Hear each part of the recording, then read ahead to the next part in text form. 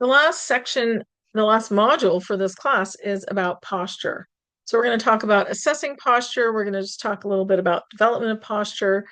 And I think I'm going to divide it into two parts just to make it easier to swallow. That's how you eat an elephant, one bite at a time. Haha.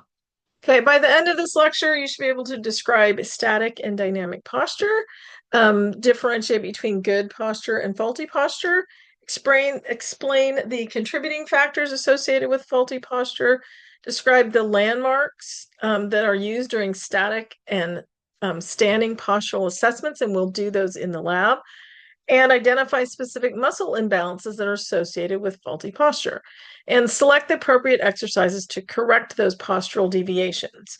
So there are some Physio U simulations that you're going to look at some specific case studies and their postural deviations, and I think they're kind of interesting.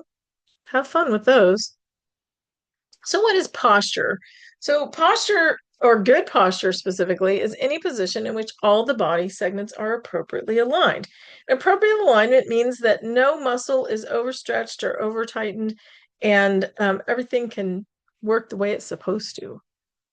So there are two types of posture: static posture and dynamic posture. So static posture is the ability to maintain body segments in alignment at rest. So lying down, sitting, standing.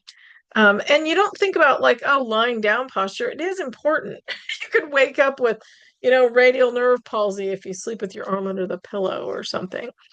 Dynamic posture is the ability to maintain alignment while in motion. So walking, running, transitioning between positions. So going from sitting to standing and etc. So it's pretty important to have both static and dynamic postural control. So good posture, can you tell which one of these is good and which is bad? I think you can. So the characteristics of good posture are that bones and joints are properly aligned. There's optimal length tension relationship of muscles. There's a balance between flexor and extensor muscles. You maintain equilibrium with the least amount of effort and energy. And it reduces stress on static structures like tendons and ligaments, mostly ligaments and bones. So I think I saw that person on the bus yesterday. I think I saw her on the bus yesterday too. So the requirements for good posture, we need to have normal joint range of motion, because if you don't, you might not necessarily be able to get into good posture. You have to have proper bony alignment, good flexibility, good muscular strength and endurance. So muscular strength and endurance, you think like, oh yeah, you can pick stuff up and you can do things, but your posture muscles are endurance muscles. They have to work all day long, except when you're lying down. So you have to have good muscle strength and endurance.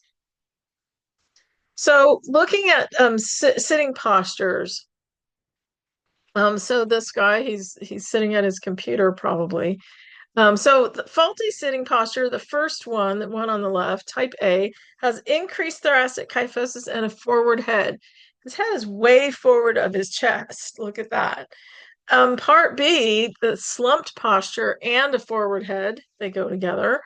And then good sitting posture, type C, is the erect posture with proper alignment, proper support. The spinal curves are maintained. That's what we strive for. And we will talk a little bit about workstation ergonomics as well. So standing posture, faulty standing posture, forward head position, increased thoracic spine flexion, rounded shoulders. It requires more energy to maintain. Good standing posture is balanced alignment.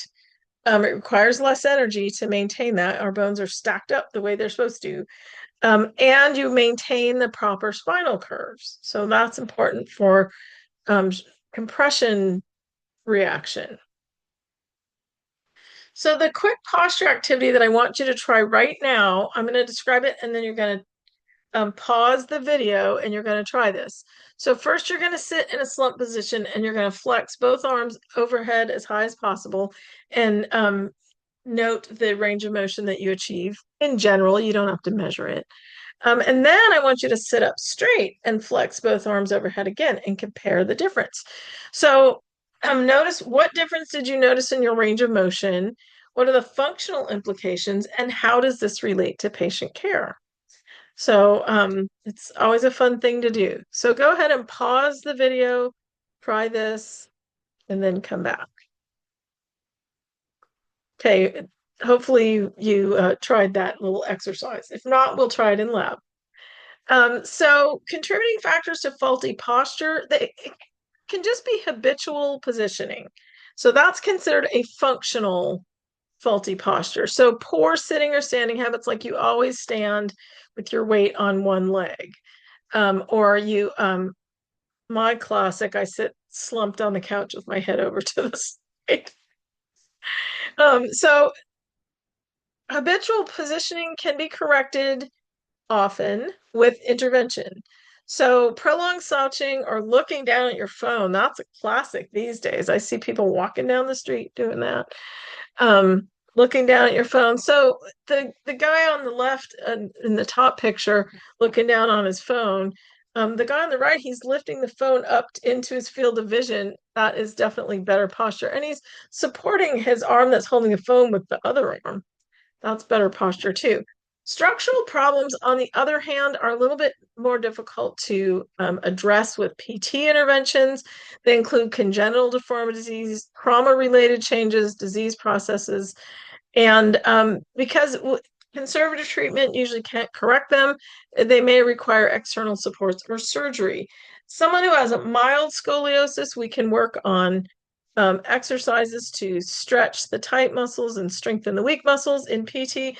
But if there's so much scoliosis that it's compromising respiratory function, then you have to go to a more drastic measure, like surgery.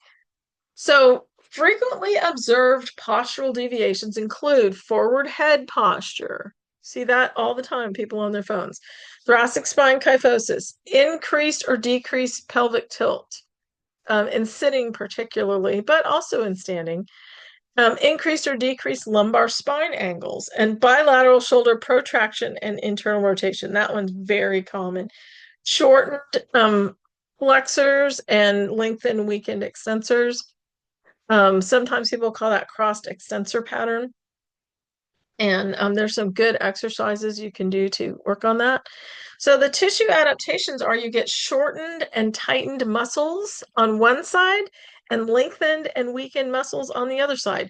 So with the bilateral shoulder protraction and internal rotation, you get short, tight anterior muscles and lengthened, weak posterior muscles. That's a common pattern. So these tissue adaptations affect both posture and function, because now you can't hold the correct posture anymore, and it affects your function.